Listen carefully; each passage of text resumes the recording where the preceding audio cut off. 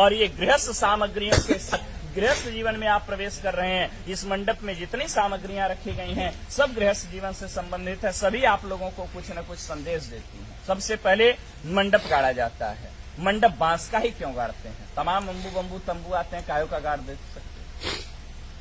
बांस की विशेषता होती है, बांस सबसे बड़ा वृक्ष माना जाता है, लंबाई में सबसे ज्यादा होता है, लेकिन जब ऊंचाई पर जाता है तो जाने के बाद क्या हो जाता है?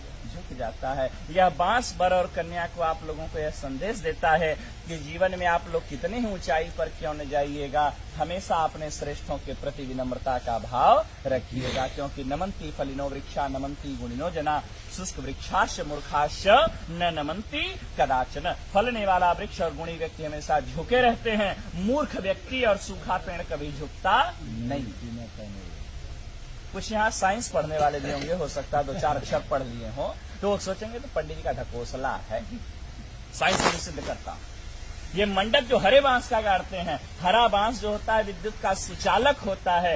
मंडप को कुश और काश से छाते हैं। कुश और काश जो होता है वो कुचालक होता है, ठीक है ना। ये सुचालक होता है, वो कुचालक होता है, ठीक है ना। वो नॉन कंडक्टर है, ठीक है ना। तो इसीलिए यदि आकाशीय विद्युत गिरे तो मंडप में बैठे हुए लोगों के ऊपर, वर कन्या के ऊपर उस विद्युत का कोई प्रभाव न हो, उसी बांस के माध्यम से वह अर्थ में समाहित हो जाए, धरती में चला जाए। इसी कारण इसीलिए हरे बांस का मंडप लगाया जाता है। भारत कृषि प्रधान देश है और कृषि कार्य बिना हल के संपादित नहीं होता, इसलिए हरीश गाड़ा जाता है। मंडप में ओखली और मूसल पुत्रोत्पत्ति की क्रिया को प्रदर्शित करने के लिए रखा जाता है। सील और लोढ़ा, सील हटा दिया जाता है, लोढ़ा लगाया गया था। अभी आपने लोढ़ा बच्ची के पैर के पास से हटाया। इसका यह भाव है कि हे देवी, ये विपत्ति रूपी पहाड़ है, आपके जीवन में यदि किसी भी प्रकार की कठिनाइयां आती रहेंगी, मैं इसी प्रकार से उसको अपने हाथों से हटाता रहूंगा, मैं आपके मार्ग को प्रशस्त करता रहूंगा, आपको घबराने की आवश्यकता नहीं है। इसके बाद मंडप में रखते हैं चकरी। चकरी कहाँ रखेंगे? चकरी के 2 पार्ट होते हैं, दोनों पार्ट अलग अलग होते हैं, लेकिन ये पार्ट जुड़ते किससे हैं? एक खूंटी से जुड़ते हैं, ठीक है ना। जब तक ये दोनों पार्ट खूंटी से जुड़े रहते हैं तब तक इसमें रहर डालिए, मटर डालिए, चना डालिए, कितना कड़ा पदार्थ डालिए, सबको दलते हुए बाहर कर देता है। लेकिन जिस दिन ये खूंटी टूट जाती है उस दिन दोनों पार्टों का कोई महत्व नहीं रह जाता।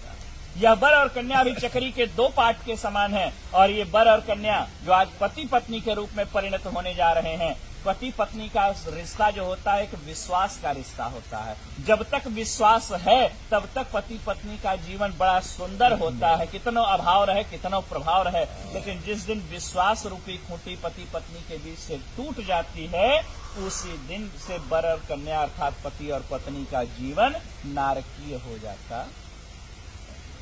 इसी भाव को प्रदर्शित करता है यह चकरी। हाँ, सुग्गा। सुग्गा क्यों लगाते हैं मंडप में? सुग्गा मीठा बोलता है। बोले महाराज सुग्गा से भी मीठा तो कोयल बोलती है, कोयल लगा देना चाहिए था। बोले तोते की दूसरी विशेषता है, तोता मिर्चा खाता है लेकिन फिर भी मीठा बोलता है। यह संदेश आप लोगों को तोता देता है कि जीवन में आप लोगों को कोई कितना ही कटु अनुभव क्यों न कराए, कोई कितना ही कड़वा आप लोगों को क्यों न बोले, आप हमेशा प्रेम से